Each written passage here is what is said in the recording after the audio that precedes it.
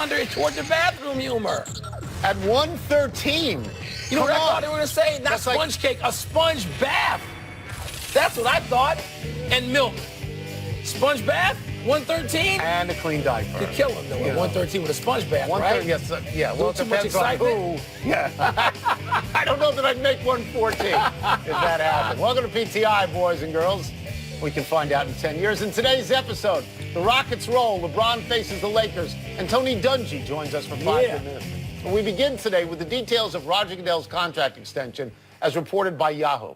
Goodell's new deal, it's only 10% guaranteed money. 90% is tied to the health and performance of the NFL, subject to annual review. Apparently, the new deal precludes Goodell from handpicking the chairman of the compensation committee, as he had been doing. So now it really seems like Goodell is working for the owners. Wilbon, are you buying that Jerry Jones won the battle? Not at all. Jerry can run out there and say whatever he wants to say. Roger Goodell, what he's going to, the NFL, which is confronting a troubled season while still getting about, 30 million eyeballs at 1 o'clock per game. Yeah. What, they're not going to have any health and performance over the next 5 years while Roger Goodell is commissioner? No, Jerry got one thing he might have wanted, and some other owners wanted it well, oversight. Oversight seems to be the key word in all of this reporting, and fine. Roger Goodell is not going to be holding up out for food stamps toward the end of this contract. There's a highfalutin notion out there that commissioners rule the game, and that's not true. But, we don't have Supreme Court justices doing this. We don't have war heroes doing this. We got people who are appointed by the owners and can be removed by the owners. So, I understand that. Right? Did Roger Goodell get what he wanted? Yeah, he probably got what he wanted. I would tell you that that 10 years now, Roger Goodell also said he was going to quit at the end of this contract, But I think the owners are trying to take it back. Here's what we don't know. From whoever's in the seat of commissioner. Yeah. It ain't going to flow out of Goodell's account back to Jerry Jones. Okay, here's what we don't know. There's no particular reporting on this, and there isn't. How many owners are really upset at the protests over the national anthem? How many owners are really upset at the continuing player unrest about Thursday night? How many owners are sort of really upset at the fighting on the field? And then how many hold Goodell responsible for that? This is it. And this is what you don't know. So there may be this sort of underground current that says we'll give him this, but because he's got to produce 90% for us to be satisfied of his salary, we're taking back the game. And so what percentage, if you had to guess, if we had to get the film out of the PTI vault in 5 years, what do we think Goodell's going to wind up earning on this contract? 60%, 80%, 25? At least 80. But I get the notion that I would make is that Jerry Jones may have lost the battle and may have won the war. Because we both think this. People may say he looks like a fool. He's not a fool. He's not a fool. There was one owner quoted as saying in all that reporting that Jerry got his bahula kicked. Maybe. Everybody knew it. Maybe. There's a longer play here.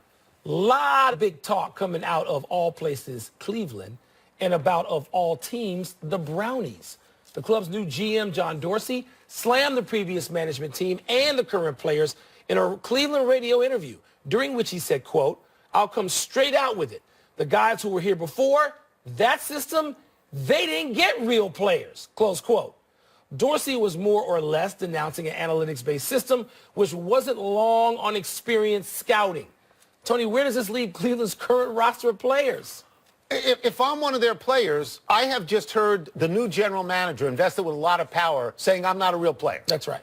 So I'm insecure about that because as soon as he can get some hands on some real players, I'm going to go out the door. Now, if I was Hugh Jackson at this and I heard that, my first reaction would be to say, he's 100% right. How can I coach these bozos? Because you want another chance with this guy's players. But my second reaction would be, he just slammed everybody who was here before he got here. Except the coach, really. And I got here before he got here. Yeah, but he slammed the system of acquiring players when Hugh Jackson is not Bill Parcells as a coach. He doesn't have the grand stature to go out and shop for the groceries before he cooks the meal. That's right. So Hugh Jackson can make that case, and he should be making it very privately in this guy's office. But John Dorsey, he's talking a lot of okey-doke, as we used to say. Yes, he is. All right? So he goes out there, and by the way, you know me, I don't believe nearly in analytics as much as certain staffs do in certain sports.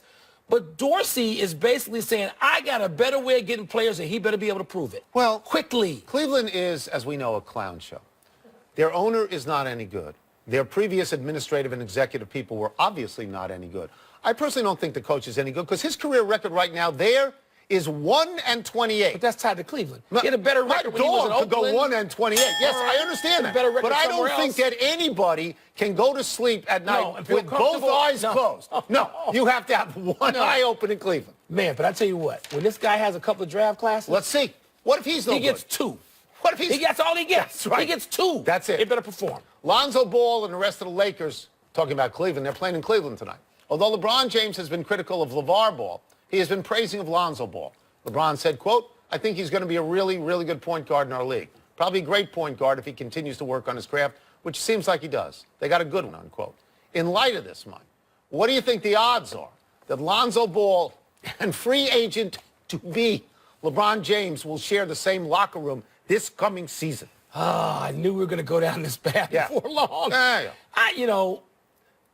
Again, we'll start this conversation by saying we have no proof of anything. I don't even know if there's a smoking gun. Well, there's a couple smoking guns, but nonetheless, I don't know, 51% chance. I think LeBron can stay in Cleveland 1 year, but if he goes anywhere, it's L.A. to me. You think he goes to the Lakers or the Clippers? Lakers. I think he goes to the I don't think the Clippers are in play for LeBron at this point. Here's what I think is in play. Because when you get LeBron James, you are asking him to have a championship right then and there. Chance to win. Chance to win. You're not getting him to build a team. No. He completes the team.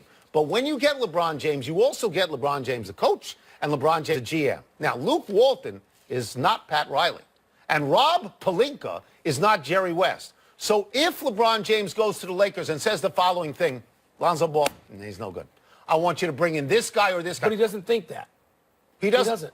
By the end of the year, we will have a better read on Lonzo Ball. Of course we will. And if Lonzo Ball isn't worth the number 2 overall or something like that, and LeBron says, I'm only going to be here for 2-3 years, I want that guy. But I think what you have to do is, if you said he's not going to go build, you don't want to start all over. You want to have the nucleus of players that the Lakers have right now. And by the way, they look pretty good some nights. They really do. Do you remember? You want to have them together. When he went back to Cleveland and they had drafted Andrew Wiggins, how many games did they play together? The answer would be 0. 0 would be the correct answer because he said, get me Kevin Love. And Wiggins, now, but Wiggins was a completely different type of player than Lonzo Ball, though Wiggins was a better player than Lonzo Ball. Look, I can't imagine that LeBron would be going anywhere. If he goes anywhere, well, he's going to want the ball in his hand 40 minutes a night. He's not trying to do that. What if LeBron says, we got to get rid of him because I'm tired of the dad? Do you know what you might? Well, I mean, this is in play, right? Everything becomes in play. It's something easier than that.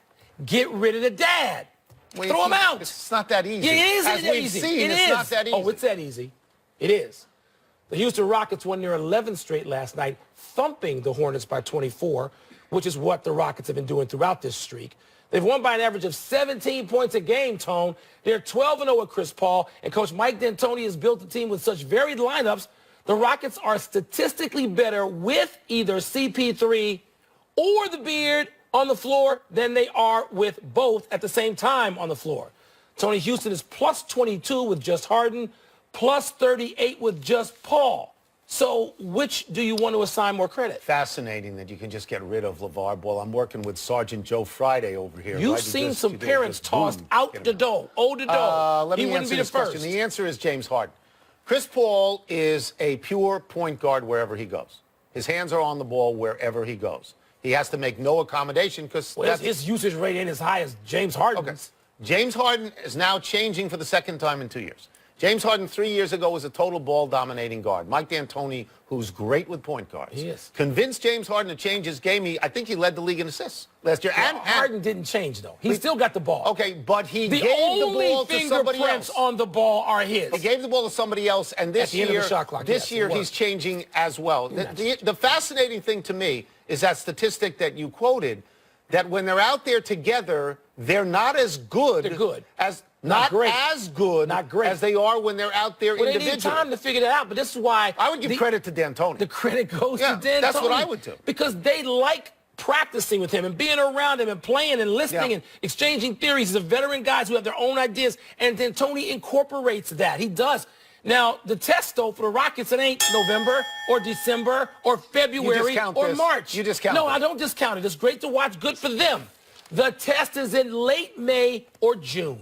Can they get that far? That's the test. Oklahoma City, another team that's trying to get that far, beat Indiana in Indiana last night. In so doing, Paul George, Russell Westbrook, and Carmelo Anthony combined for, wait for it, 10 baskets in 45 shot attempts. The dog could do that. That really stinks.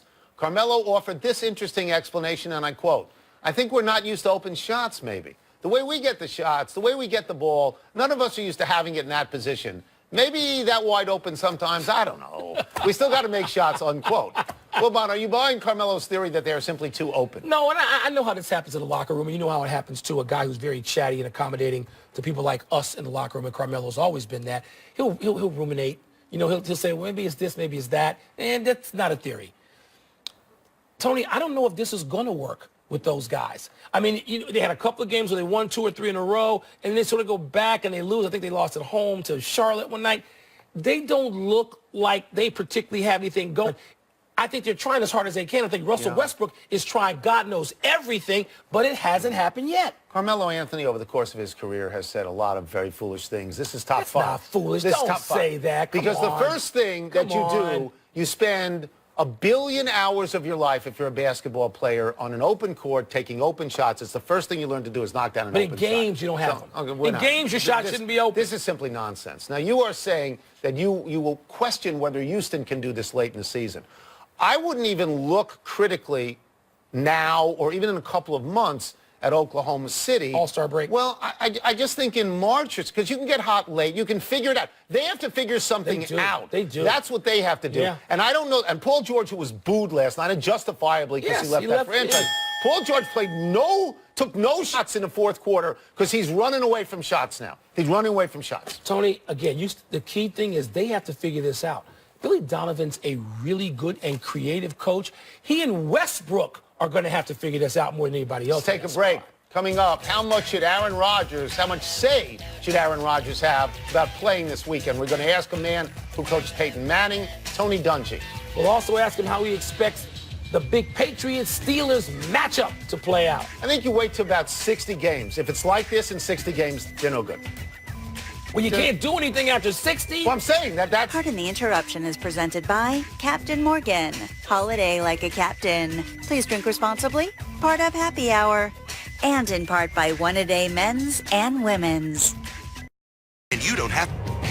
Welcome back to Pardon the Interruption. Presented by Captain Morgan. Part of Happy Hour.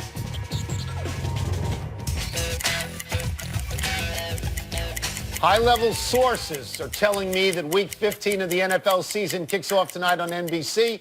We are pleased to welcome back one of the stars of Football Night in America, Mr. Tony Dungy. Tony, we're going to start with this. You were a defensive player. You were a defensive coach.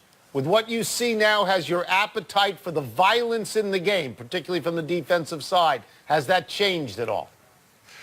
Well, I think we're a little smarter about the violence, and you still want to be physical. You want to hit, but you have to think about safety. There's no doubt about it. Me, as a 62-year-old now, I'm glad that I played as safe as I did, and the game was as safe as it was back in the 70s. We've got to continue to make it safer. Do you want to take the physicalness out? No. I still like the good, tough, hard-fought defensive games, but we want to make it safe. Tony, you've got Patriots. Well, we're all going to see Patriots and Steelers this weekend. And Mike Tomlin told you recently that the game would be fireworks. What did you read that to mean exactly? Well, he talked about what was going to be riding on the game, and it has come to that. But he also said in that same interview, he told me, I use my press conferences to send messages to my team. I don't just talk to the fans and to the media. I talk to my team as well. And I think he was trying to get that across to many of his young guys. Hey, you don't know what this is going to be like, what's going to be riding on it, what we're going to have to do to win. It's going to be an electric atmosphere, and I think that's what he's looking forward to. You want to take a shot at who's going to win that game for us? You know, I'm a Steeler from way back, but I think it's going to be tough for them with Gronkowski back and Ryan Shazier not playing for Pittsburgh. That's the difficult matchup I think they're going to have in the middle of the field. I look for Tom Brady to exploit that. Who wins home field advantage? Pittsburgh's going to need a big game. I can't pick it. I can't pick it. All right, we'll let you off the hook on that. Let's move to Aaron Rodgers, and everybody is looking forward to see what Aaron Rodgers does in Carolina. You coached Peyton Manning. They are on a similar level. How do you decide how much to protect your star, or do you just trust him because of who he is? You trust him. Mike McCarthy's been with Aaron. He'll know the body language. He'll know how he looks in practice. He'll know what he can do and can't do. But even those great ones, it's going to take a quarter or so out there in the competition to get his feet on the ground and figure out where he is. I think the fact that they're playing him and they're ready to go, that tells me something. But McCarthy will figure that out based on how Aaron looks in practice this week. Tony, I want to follow up on that for a second. Quarterbacks, star franchise quarterbacks, are so important to the franchise and the town that they're playing in. When you make a decision as a team about a quarterback of that stature coming back from injury, and you had this with Peyton, how much does that player, as opposed to just a run-of-the-mill guy, a normal veteran, how much does that player have to say about his return to the lineup? He has a little bit to say about it, but you're not going to put him out there. It's going to be the doctors, everyone else. You are making decisions for the whole franchise. People used to get mad at us and get mad at me in particular when we had things locked up and we wouldn't play our starters those last couple of games. Oh, you ought to go for it, try to be undefeated, or you're cheating the fans. But if I got Peyton Manning hurt in a game that didn't mean anything to us, shame on me. And so you think about that. That is a factor in your decision making, not only as a head coach but as an organization. We get you out of here on this. We can't look at this game between the Colts and Broncos without saying that these are two very disappointing teams this year. Has a Broncos head coach, Vance Joseph, been put in a position to succeed in your mind? You know, you inherit a very good team, but with a quarterback problem. I thought that at the beginning of the year. Everyone's saying this is a potential Super Bowl team. I just didn't see them getting that type of quarterback play. I think the expectations were way too high, and people are saying it's such a disappointment. I didn't expect them to have this record, but I thought they'd be in the middle of the pack based on what kind of quarterback play we could expect to get. So I think he was put in a tough situation. And he's also got John Elway saying that his players are soft and that it's tremendously disappointing. If you're a head coach, you cannot feel good about that, right? No, you don't want the boss ever saying you're soft, but that softness, you get a lot harder when you put a few points on the board. I'll say that. Tony, thank you so much for joining us. Appreciate it. All right. Thank you. You can watch Football Night in Indianapolis starting at 7:30 Eastern. Let's take one last break. Still to come, could Manny Machado end up with a surprise suitor? And, Tony, you notice the Bulls have won 4 straight? You didn't like that. No. Should they be happy about that? Well, I don't know about them, but you want them to lose them all. I want the Duke kid. Right. Both know. By Captain Morgan. Holiday like a captain. Please drink responsibly. Part of Happy Hour. Happy time, people. Happy 27th birthday, Robert Covington. Everybody knows about the high drafted. Long before everybody else was stopping and popping from 3, Mark Price could do it. Deadly shooter. Good at Deadly it. shooter. No errors today. Let's go to the big finish. Let's do it. Kenny Rosenthal reports the White Sox have emerged as the most aggressive suitor for Manny Machado. Okay, Mr. Chicago, that makes sense? They must think they're further along than a lot of people would after 1 year of rebuilding. They must. The Angels got second baseman Ian Kinsler from the Tigers. Is that a big deal? He had a bad year. 4-time All-Star, 1-time Gold Glove. Solid guy. Okay. Solid guy. Now Yeah, Machado, where are they going? not that good. Not Machado, no. The Bulls won their 4th in a row with Nico Mirotic. Yeah. You still want to dump him? Not while he's averaging 20. And not after a 29-point game. But when he goes back down to single digits, Then you'll dump him. you can heave ho. 19-year-old Christian Pulisic won the U.S. Soccer Male Player of the Year. Was anybody else in that race? I don't know. Why don't we call Alexi Lalas about Wonder Boy? Call him. I mean, I don't know. What do I know about It's the best soccer? player maybe we've ever had. Most Good for him. talented. Last one, the Vegas Golden Knights can become the fastest expansion team to 20 wins in NHL history tonight. Will they beat the Penguins? Yes, you know why? They're 11-2-1 at home. You like that? I do.